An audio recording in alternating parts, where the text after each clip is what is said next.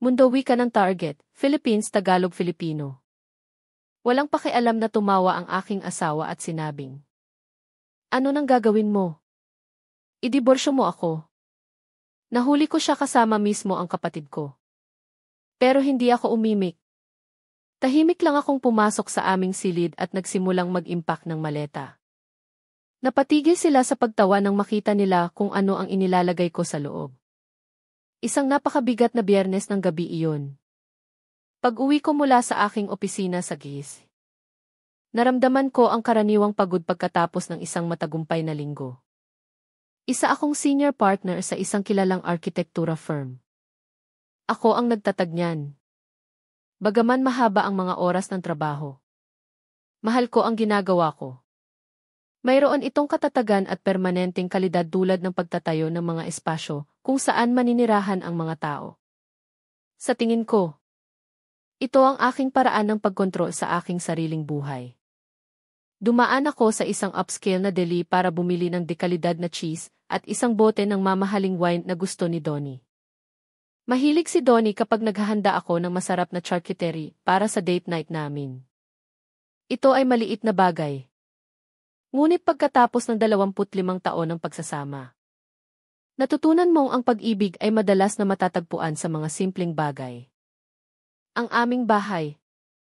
Isang magandang 2 palapag na mansyonete sa isang eksklusibong nayon sa Timog, Maynila. Ay aking santuwaryo. Ako mismo ang nagdisenyo nito. At bawat detalye mula sa reclaimed wood floors hanggang sa Carrara marble sa kusina ay pinili ko. Ito ay testamento sa buhay na inakala kong itinayo ko. Pagdating ko sa bahay, nasa sala na si Donnie. Kunwari ay nagbabasa ng dyaryo. Ngunit kitang-kita ko na nakasandal sa likod nito ang kanyang cellphone. "Hi. Mahal." Sabi ko. Inilagay ang mga susi at ang grocery bag sa console table. "Aba. Mukhang naligo ka na. Mahabang araw." Sabi niya. At inayos ang dyaryo. Gusto kong hugasan ang pagod. Lumapit siya at binigyan ako ng isang malamig at mabilis na halik sa pisngi, isang halik na wala nang ibig sabihin, kundi nakaugalian na. Kumain kami ng hapunan habang nakaupo sa aming custom-made na sofa. Ang gas fireplace ay nakabukas para lang sa ambience. Nakakita ko ng mga framed photo sa mantelpiece, larawan ng kasal namin. Mga bakasyon sa El Nido. At ang graduation ng aking nakababatang kapatid na si Kyla. Kami ni Donnie ay nakangiti sa magkabilang gilid niya. Sa edad na 52, inakala kong matibay na ang pundasyon ng aking buhay. Ngunit habang nagbabasa ako ng isang design magazine, nakita ko si Donnie. Nag-vibrate ang kanyang telepono, isang mahina, ngunit malinaw na tunog mula sa bulsa niya. Mabilis niyang kinuha ito. At ang kanyang mga galaw ay masyadong maingat. Itinago niya ang screen sa akin, isang banayad na pagbabago sa kanyang katawan na sumisigaw ng sekreto. Isang maliit na lamat sa tahimik na gabi. Pagkatapos, ngumiti siya. Hindi ito ang pagod na ngiti niya sa pagtatapos ng araw. Ito ay isang lihim na ngiti. Isang pribadong ngiti na nagpatulo sa gilid ng kanyang mga mata. Ito ang ngiti na ibinibigay niya sa akin noong magkasintahan pa lang kami. Ang makita ang ngiting iyon, na ngayon ay nakadirekta sa isang malamig at maliwanag na screen, ay parang pisikal na suntok sa aking dibdib. May nahanap ka bang masarap na kainan para sa anniversary natin? Tanong ko. Pilit pinasaya ang boses ko. Napaigtad siya. Para bang nakalimutan niya na ako sa kwarto. Mabilis niyang nilock ang telepono at inilagay itong nakatungo sa unan. Ay! Wala. Si Malik lang. Isang kaibigan sa kolehiyo. Nagpadala ng nakakatawang meme tungkol sa anak niya. Alam ko na mali ito. Si Malik ay laging nagpapadala ng funny stuff sa aming group chat. Hindi kay Donnie lang ng pribado. Pero binaliwala ko. Hindi mo sisirain ang 25 taong pagsasama dahil lang sa isang text message. Sinabi ko sa sarili ko na ako ay paranoid. Na boses lang ng kawalan ko ng security ang nagsasalita.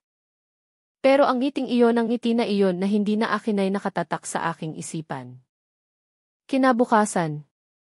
Fairness. Sinubukan kong magtrabaho. Ngunit ang maliit na tinig sa aking ulo ay patuloy na bumubulong. Pagsapit ng gabi, ang pira-pirasong kapayapaan na sinubukan kong itayo ay tuluyang nagiba. Pagkatapos ng takeout na hapunan, ako ay naghugas ng pinggan sa kusina. Si Donnie ay nakasandal sa counter. Nag-scroll na naman sa kanyang telepono. Tumunog ito isang malakas. Malinaw na tunog ng notification. Inilapag niya ito. Nakaharap sa granite counter. At sinabing, kukunin ko lang ang bote ng alak sa pantry. Yung masarap. Umalis siya sa kusina.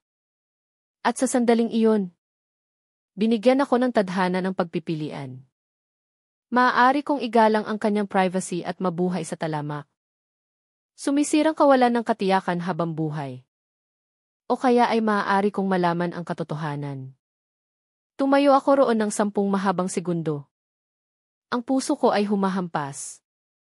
Narinig ko siyang naghahalongkat sa pantry. Humuhuni ng isang maliit na tono. Ay flip mo na. Selena!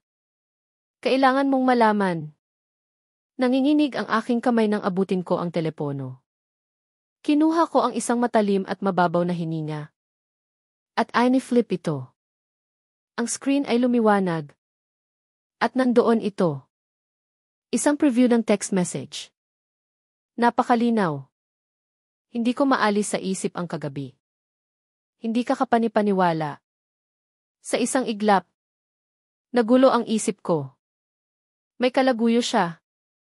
Ang sakit ay matindi at biglaan isang pulang mainit na bakal sa aking dibdib. Ngunit ang pangalan sa ilalim ng mensahe ang nagpatigil sa mundo. Hindi ito pangalan ng isang estranghero. Ang pangalan ay kila ang aking kapatid. Ang aking nakababatang kapatid. Ang batang ginamot ko ang sugat sa tuhod. Ang dalagang tinulungan ko sa kanyang unang date. Ang maid of honor sa aking kasal na nagbigay ng isang emosyonal na talumpati tungkol sa kung paano ako ang kanyang bayani.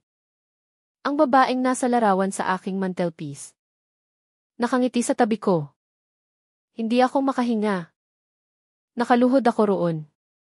Hawak ang ebidensya ng kanyang hindi maisip na pagtataksil. Narinig ko ang pagbukas ng pinto ng pantry. Narinig ko si Donnie na bumalik patungo sa akin. Tumigil siya sa paghuni nang makita niya ang aking mukha. Selena! Anong problema? Para kang nakakita ng multo. Hindi ako nagsalita. Ipinakita ko lang sa kanya ang telepono. Nanginginig ang aking kamay. Sinuri niya ang display. Walang pagsisisi. Nakita ko ang isang pagdagsa ng inis. Mabilis na tinakpan. Tingnan mo. Hindi ito ang iniisip mo. Ang kahangalan ng glitch na iyon ang tuluyang pumutol sa aking pagkaparalisa. Hindi ang iniisip ko. Ang boses ko ay isang parang bulong. Nakalagay dyan Kayla. Ang Kayla ko. At nakalagay dyan na hindi ka kapanipaniwala kagabi. Bawat salita ay parang bubog na pilit kong inilabas sa lalamunan ko. Mayroon siyang lakas ng loob na magpakita ng pagkainis. Kinuha niya ang telepono sa nanginginig kong kamay at isinilid ito sa bulsa niya. Masyado ka lang nagre-react. Masyado kang dramatic. Dramatic. Bulong ko. Nang sandaling iyon, bumukas ang back door. At pumasok si Kayla. May dala siyang bag mula sa isang pastry shop. Isang maliwanag at masayang ngiti sa kanyang mukha. Andito ako sa kapitbahayan. Akala ko kukuha ako ng dessert. Anya. Ang ngiti niya ay kumupas nang makita niya ang eksena ang maputla kong mukha at ang tensyonadong tindig ni Donnie. Isang mabilis at kalkuladong tingin ang dumaan sa pagitan nilang dalawa. Nakita ko ang lahat. Walang pagtataka. Pagkilala lang. Alam niya. Siyempre alam niya. Kayla. Bulong ko. Hindi na niya sinubukang itanggi. Sumandal siya sa doorframe at nag-smirk. Tumingin siya kay Donnie. At nagkatinginan sila. Isang tahimik. Mapagwaging pag-uusap ang dumaan sa pagitan nila. At pagkatapos, nangyari ang bagay na dumurog sa akin. Nagsimulang tumawa si Donnie. Hindi ito mahina. Kinakabahang tawa. Ito ay isang malalim na hagikik. Tawa ng purong pangungutya. Sumabay si Kayla isang malakas. Tumutunog na tawa. Nakatayo sila sa aking kusina. Ang asawa ko at ang kapatid ko. Tumatawa sa aking sakit. Tumatawa sa ganap na pagkawasak ng aking mundo. Sa pagitan ng tawa, nagsalita si Donnie. Pinunasan ang luha ng kagalakan. Ang kanyang sinabi ay nakatatak sa aking kaluluwa hanggang sa araw na mamatay ako. Naku! Selena! Umayos ka. Humihingal siya habang tumatawa. Hindi naman iyon ganoon kalaking deal. Ano nang gagawin mo? Idiborsyo mo ako. Sa sandaling iyon. Sa tunog ng kanyang malupit na tawa. May isang bagay sa loob ko na hindi lang nabali ito ay namatay. Ang mapagmahal na asawa. Ang nagtitiwalang kapatid. Ang babaeng nagtayo ng kanyang buhay sa paligid ng dalawang taong ito sila ay tumigil sa pag-iral. At sa kanyang lugar. Isang bagay na malamig. Matigas. At tahimik ang nagsimulang mabuo. Hindi ako sumigaw. Hindi ako umiyak. Tumigil ang kanilang tawa. Napalitan ng isang hindi komportableng katahimikan nang makita nila na hindi ako nagre-react. Selena! Magsalita ka. Sabi ni Donnie. Ang tono ay maihalong inis. Hindi ako umimik. Tinalikuran ko sila isang simple. Sadyang paggalaw. Lumabas ako sa kusina. At nagsimulang umakyat sa malaking hagdanan. Bawat hakbang sa makapal na karpet ay mabigat at makasaysayan. Narinig ko silang sumusunod sa akin. Saan ka pupunta? Pag-uusapan natin ito. Sigaw ni Donnie. Ngunit hindi na kami mag-uusap. Tapos na ang pakikipag-usap. Pumasok ako sa aming silid. Ang aking santuwaryo. Nagpunta ako sa walk-in closet at kinuha ang pinakamalaking maleta, isang set ng Italian leather na binili ko para kay Donnie noong aming ika-negatibo 20 anibersaryo. Inilapag ko ito sa kama at binuksan.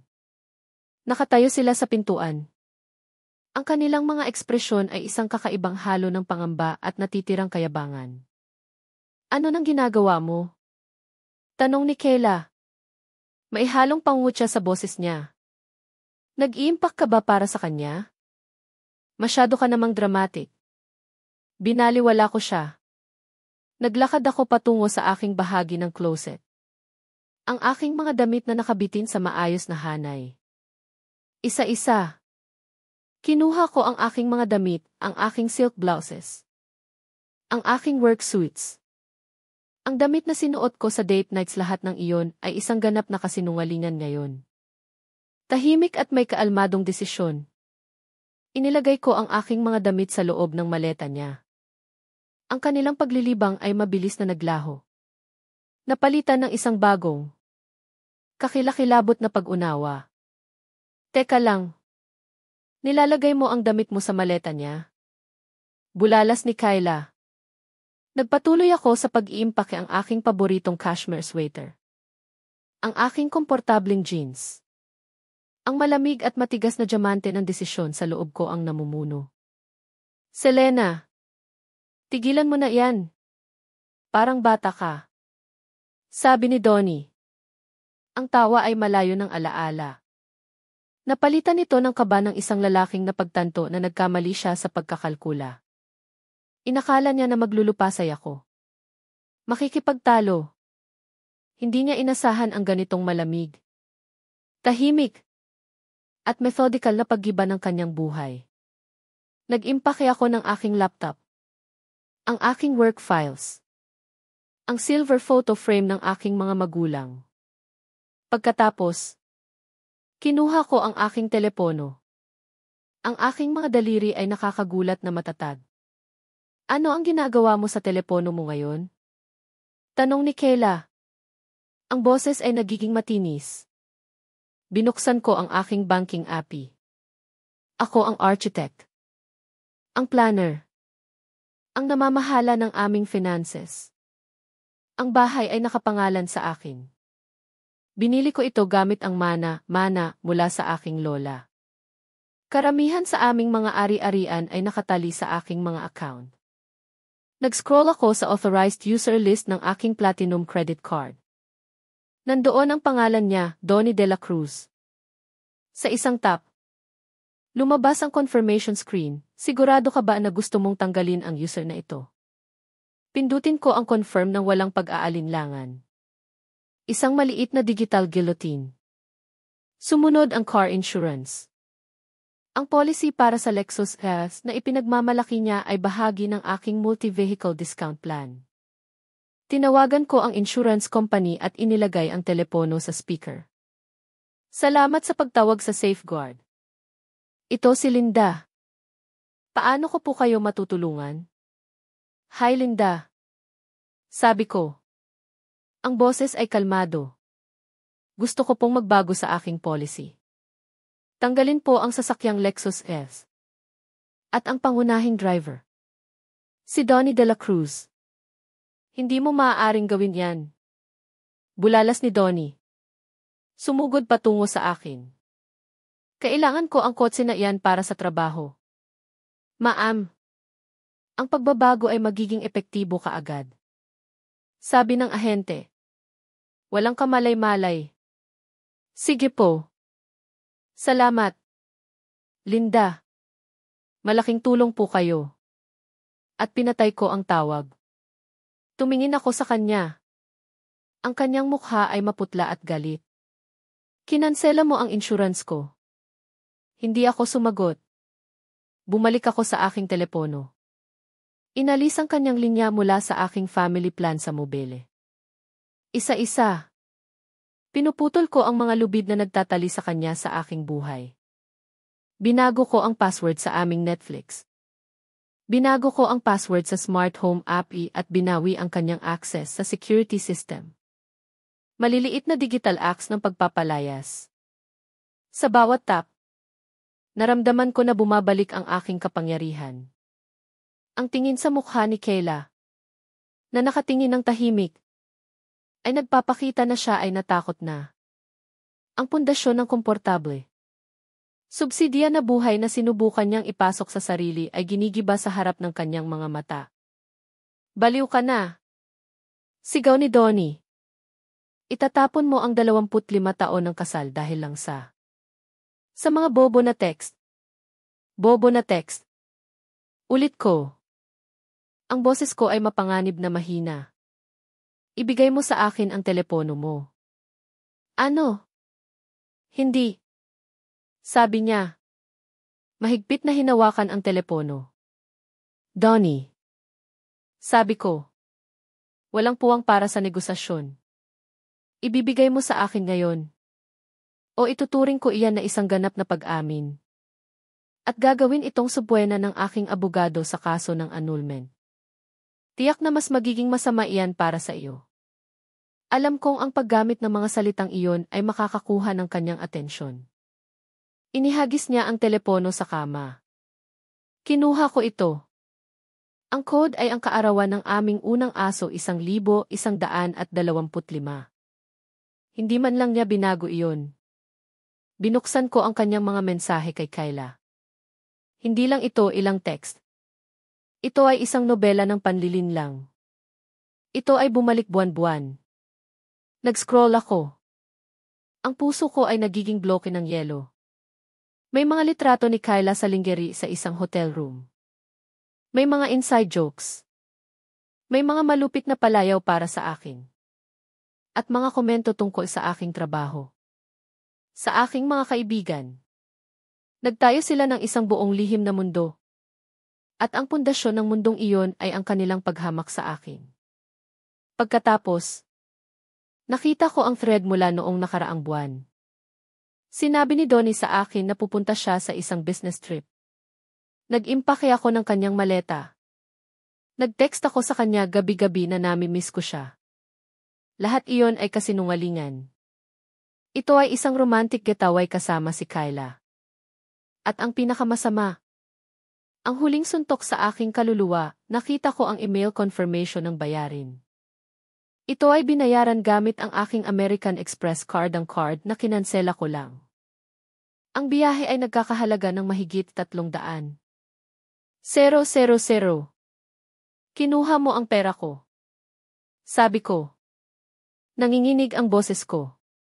Para isama ang kapatid ko sa bakasyon. Habang nagsisinungaling ka tungkol sa isang promotion na hindi naman totoo. Si Kayla, gayunpaman, ay tumawid ng kanyang mga braso. Nakataas ang baba. Karapat-dapat siya sa kaunting kasiyahan. Masyado kang abala sa maliit mong empire sa loob ng maraming taon. Ano nang inaasahan mo? Iyon na. Ang huling. Hindi mapapatawad na pagtataksil. Hindi lang ang pangangalo niya.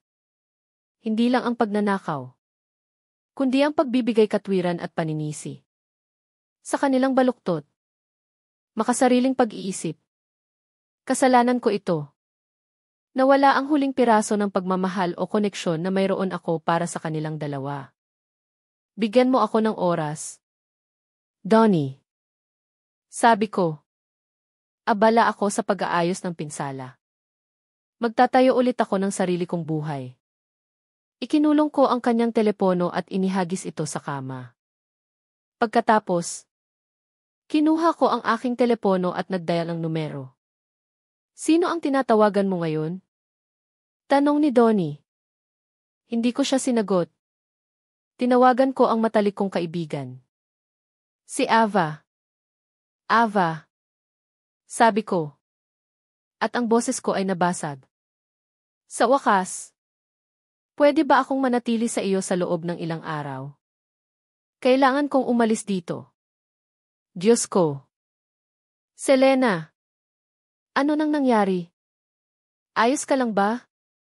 Si Donnie ay nangangaliwa sa aking kay Kyla. Nagkaroon ng nakakapangilabot na katahimikan sa kabilang linya. Pagkatapos ay isang serya ng mga sumpa. Siyempre. Pwede kang manatili. Huwag kang mag-alala. Pupuntahan kita ngayon din. Hindi. Sabi ko. Huwag kang pumunta rito. Aalis na ako. Magpapa-Uber ako. Ay nibook ko ang Uber. 5 pang minuto. Ang katotohanan ng sitwasyon. Ang pagiging pinalito. Ay tila bumagsak na sa kanila. Teka. Hindi ka lang pwedeng umalis? Sigaw ni Kayla. Ang kanyang paglaban ay gumuho sa isang kahabag-habag na pag-iyak. Bahay mo ito. Tama. Sabi ko. Malamig ang boses. Bahay ko ito. Kaya pwede akong umalis. Kayong dalawa. Manatili muna kayo rito. Hinarangan ni Donnie ang pinto. Selena. Umupo tayo at pag-usapan natin ito. Parang matatanda. Maaayos natin ito. Pwede tayong mag-therapy. Therapy? Tumawa ako isang mapait. Walang kasiyahan na tunog. Sinisira mo ang pamilya natin. Selena. Sinunugan mo ang pamilya natin. Donnie. At ginamit mo ang apoy para magpainit. Naisip ko. Kinuha ko ang mga hawakan ng 2 mabigat na maleta at sinimulan itong hilahin. Huwag mong gawin ito. Hinawakan ni Kyla ang isa sa mga maleta. Hinawakan ni Donnie ang aking mga balikat. Ang kanyang hawak ay nakakagulat na malakas. Selena. Huwag mo itong gawin. Isipin mo kung ano ang itatapon mo. Tinanggal ko ang kanyang mga kamay sa akin. Tumingin ako sa kanilang dalawa. Tinanong mo ako kung ano ang gagawin ko. Sabi ko. Ang boses ko ay matatag. Malinaw. At pinal. Ako. Mabubuhay ako nang wala kayong dalawa. At sa gayon. Hinila ko ang aking mga bag. Bumaba sa malaking hagdanan. At lumabas sa mabigat na oak front door ng aking bahay sa huling pagkakataon. Hindi ako lumingon. Ang malamig na hangin ng gabi ay humampas sa aking mukha. Ang Uber, isang malinis na itim na sedan, ay naghihintay sa curb. Tinulungan ako ng driver na ilagay ang mga bagahe. Nakita niya ang luha sa aking pisngi, ngunit hindi nagtanong. Pag-upo ko sa likuran at pagsara ng pinto, nawala ang adrenaline. Naramdaman ko ang isang guwang na walang laman. Pinanood ko ang aking magandang tahanan ng aking santuwaryo na lumalayo sa kadiliman. Nagsimulang sumabog ang aking telepono. Una, si Donnie. Tinanggihan ko ang tawag. Pagkatapos, isang text, Selena. Sagutin mo ang telepono. Baliw ka. Para kang bata. Pagkatapos, si Kyla. Tinanggihan ko ang kanyang tawag. Sunod-sunod na text mula sa kanya, hindi mo ito magagawa sa amin. Sinasayang mo ang pamilya. Sinisira mo ang lahat dahil sa iyong pagiging makasarili. Sinisira ko ang lahat. Ang kanilang walang hiyang kapalaluan ay halos nakakahanga. Sa 2 tap lamang, hinanap ko ang kanilang mga kontak at hinarangan ko silang dalawa. Tumigil ang pag-ingay. Ang katahimikan sa kotse ay biglang nakakabingi. Sa katahimikan na iyon, habang ang mga pamilyar na ilaw ng kalye ay lumabo sa bintana, naramdaman ko ito ang tektonikong bigat ng lahat. 25 taon ng kasal. 30 taon ng pagiging magkapatid, wala na. Ayos ka lang? Ma'am? Tanong ng driver ng mahina. Tumango lang ako. Pagkatapos, bumulong ako sa sarili ko isang pangako sa nasirang babae na nakikita ko sa salamin. Aayusin ko ito. Ang sumunod na 2 linggo ay isang kakaiba at surreal na limbo. Nanirahan ako kay Ava. Nagtatrabaho remotely. At sinisikap na lumikha ng isang bagong routine. Ang malamig na core ng desisyon sa loob ko ay tumigas sa isang bagay na hindi masisira. Sa Lunes ng umaga, nakaupo ako sa opisina ni Atty. Santiago Santi Reyes, ang pinakamahusay, pinakawalang awang abogado sa annulment sa buong Maynila. Ibinigay ko sa kanya ang lahat, ang 25 taong kasal. Ang katotohanan, ako ang pangunahing kumikita at nagmamay-ari ng titulo ng bahay dahil ito ay mana ko. Ipinaliwanag ko ang pagtataksil. Ang paggamit ng aking platinum card. Ipinakita ko ang mga mensahe. Selena, sabi ni Atty. Reyes. Kalmado ang boses. Ito ay isang nakakasakit na gulo. Ngunit sa legal na pananaw, ito ay malinis. Ang bahay ay separate property mo. Si Donnie ay squatter sa legal na termino. Maghahain kami ng annulment proceedings kaagad. Na binabanggit ang adultery. Paliwanag niya. At pinakamahalaga, maghahain kami ng emergency order na tinatawag na ejectment, pagpapalayas, at sisiguraduhin namin na mayroon silang 30 araw upang lisanin ang iyong ari-arian. Kung tatanggi sila, ipapalaya sila ng mga marshal ng korte. Ang mga salita ay nakakatakot at nagpapalakas, ejectment. Marshal's office. Ito ang makinarya ng aking kalayaan. Ipinadala ang formal na ejectment notice sa hapon ding iyon. Ang kanilang reaksyon ay agarang nuklear.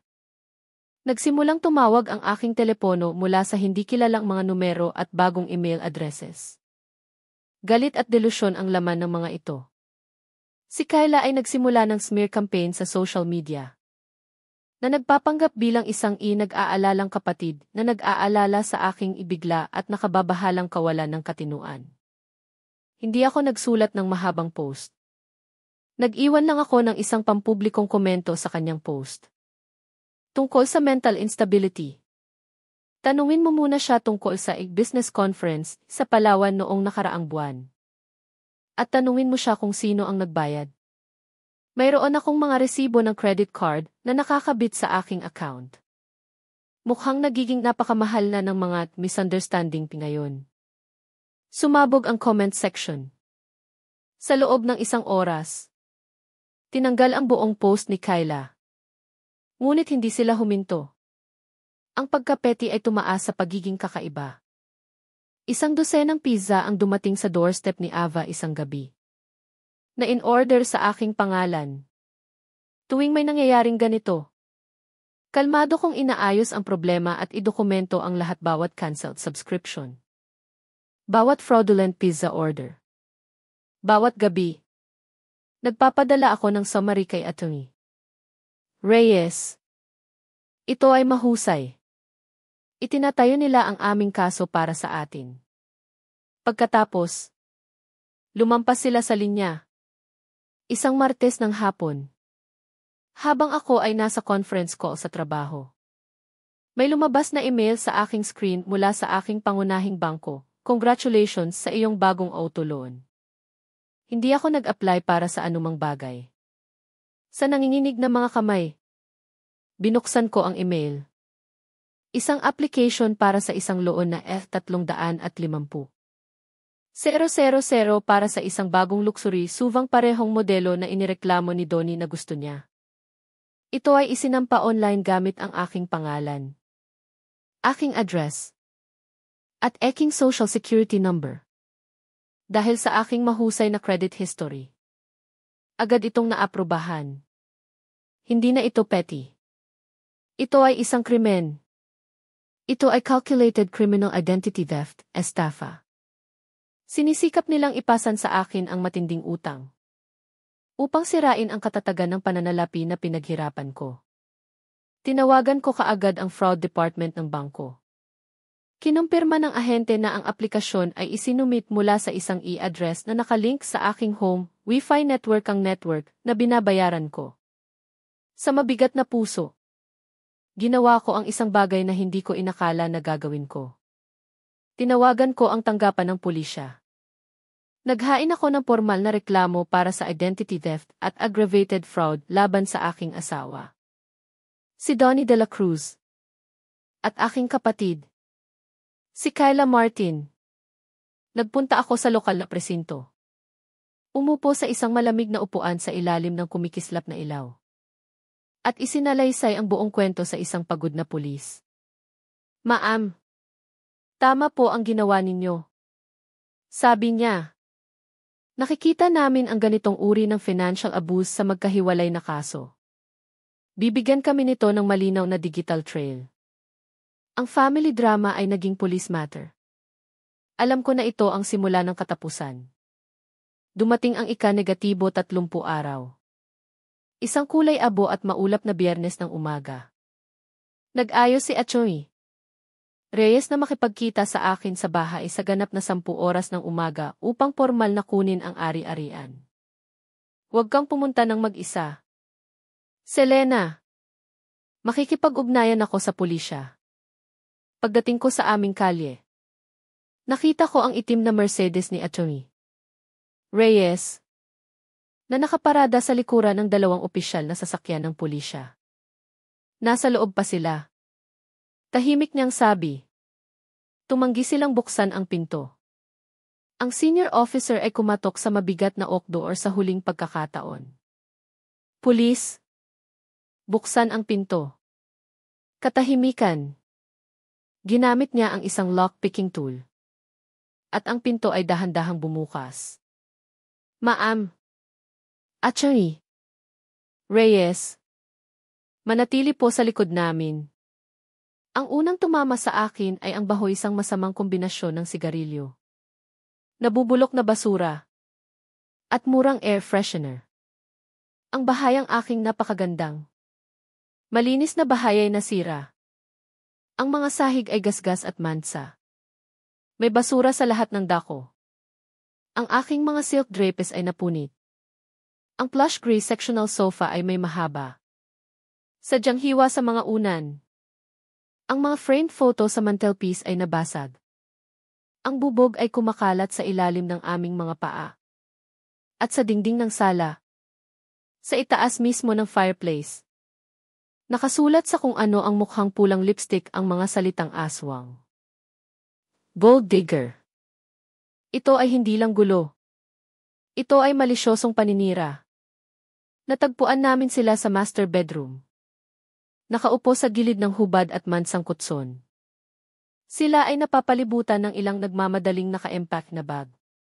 Sila ay mukhang kaawa-awa at talunan. Ang kayabangan ay wala na. Napalitan ng isang mapurol. Parang bata na hinanakit. Kailangan ninyong lisanin ang lugar kaagad. Sabi ng lead officer. Ang kanyang boses ay malakas sa sirang silid. Tumanggi si Donnie na tumingin sa akin. Ngunit si Kayla, ang aking kapatid, ay tumingin sa akin. Ang kanyang mga mata ay puno ng purong pagkamuhi. Sana masaya ka. Selena. Dumura siya. Sinira mo ang lahat. Hindi ako ang sumira sa anuman. Kayla. Sabi ko. Ang boses ko ay nanginginig ngunit malinaw. Binuksan ko lang ang mga ilaw. Nang maghanda ang mga opisyal na i-escort sila palabas. May kumatok sa bukas na front door. 2 bagong tao ang lumitaw sa halway, isang lalaki at isang babae. Nakasuot ng pangkaraniwang damit. Judicial Police. Sabi ng lalaki. Nagpakita ng kanilang mga badge. Nandito kami para kausapin sina Donnie de la Cruz at Kayla Martin. Isang bagong uri ng takot malamig. Matalim. At ganap na naiba sa takot ng pagpapalayas ang dumaan sa mukha ni Donnie at Kayla. Hindi na ito tungkol sa bahay. Mayroon kaming warrant upang hanapin ang lugar at kumpiskahin ang anumang electronic device. Sabi ng lead detective. Ito ay may kaugnayan sa isang patuloy na investigasyon sa isang felony ng identity theft at bank fraud. Si Kayla ay humagulgol ng malakas. Si Donnie ay bumagsak. Na para bang inalis ang lahat ng buto sa kanyang katawan. Mukha siyang 20 taong mas matanda. Binasa sila ng mga detective ng kanilang mga karapatan.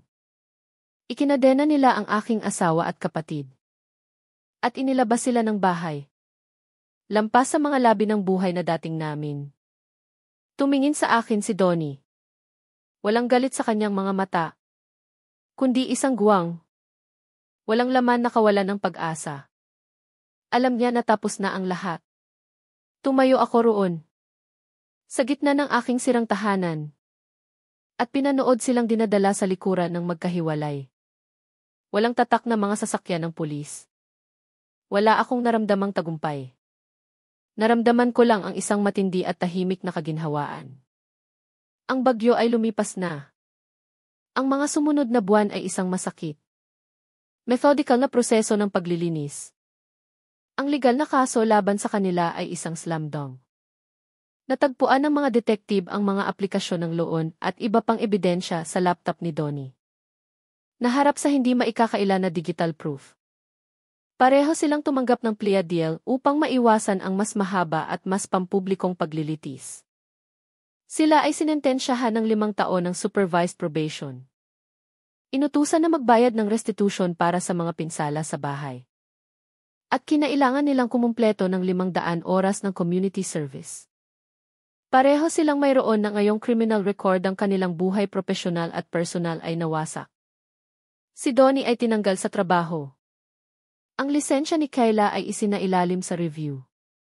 Ang annulment ay naisaayos ng mabilis at tahimik. Si Donnie ay walang nakuha. Ang bahay. Ang savings. Ang aking retirement plan, lahat ito ay protektado bilang aking separate property. Umalis siya, dala ang kanyang mga damit, ang kanyang utang, at ang kanyang criminal record.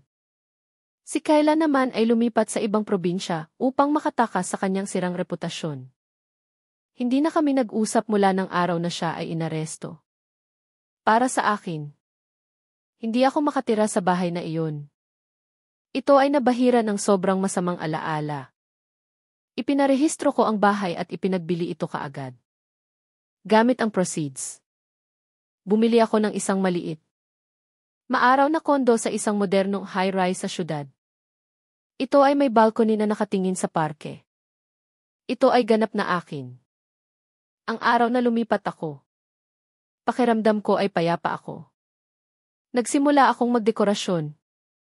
Hindi para mapahanga ang iba, kundi sa mga bagay na nagpapasaya sa akin. Nagsimula ako ng isang pottery class, isang bagay na gusto kong gawin.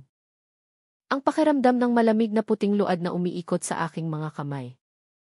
Ang paglikha ng isang bagong bagay mula sa isang bukol ng lupa ay parang isang makapangyarihang metaphor para sa aking sariling buhay. Minsan, huli na sa gabi, naririnig ko pa rin ang tawa nila. Naaalala ko pa rin ang mapang-asar na tanong ni Donnie, ano nang gagawin mo? Idiborsyo mo ako. Inakala niya na ito ang pinakamasamang bagay na maaaring mangyari sa akin. Wala siyang ideya na ito ang magiging simula ng aking kaligtasan. Hindi lang ako makikipag-annul. Gigibain ko ang buhay na ginalis niya. Aakuin ko ang aking kapangyarihan at magtatayo ako ng isang bagong buhay mula sa isang buhay na akin. Pinili ng maingat. Bawat piraso sa bawat oras. Kaya, sa lahat ng nakikinig, kung ikaw ay nasa isang sitwasyon kung saan ang iyong katatagan ay sinisira ng mga taong pinagkakatiwalaan mo, tandaan ito. Ang iyong pananalapi, ang iyong career, at ang iyong sariling pag-ibig, lahat ng iyon ay pundasyon na hindi nila kayang hawakan. Huwag kang sumigaw. Huwag kang umiyak. Magplano ka. Kung may itinatayo ka, tandaan na mayroon kang kapangyarihan na buwagin ito. At magsimulang muli ng mas malakas kaysa dati. Kumusta ang naging pakiramdam mo sa kwentong ito? Ibahagi mo ang iyong saloobin sa comment section sa ibaba. Kung gusto mo ang kwento at ang mensahe nito tungkol sa self-worth at kalayaan, pakisuportahan ang channel sa pamamagitan ng pag-like at pag-share ng video na ito. Ang iyong suporta ay nagbibigay inspirasyon sa akin na magpatuloy sa pagbabahagi ng mga kwentong tulad nito.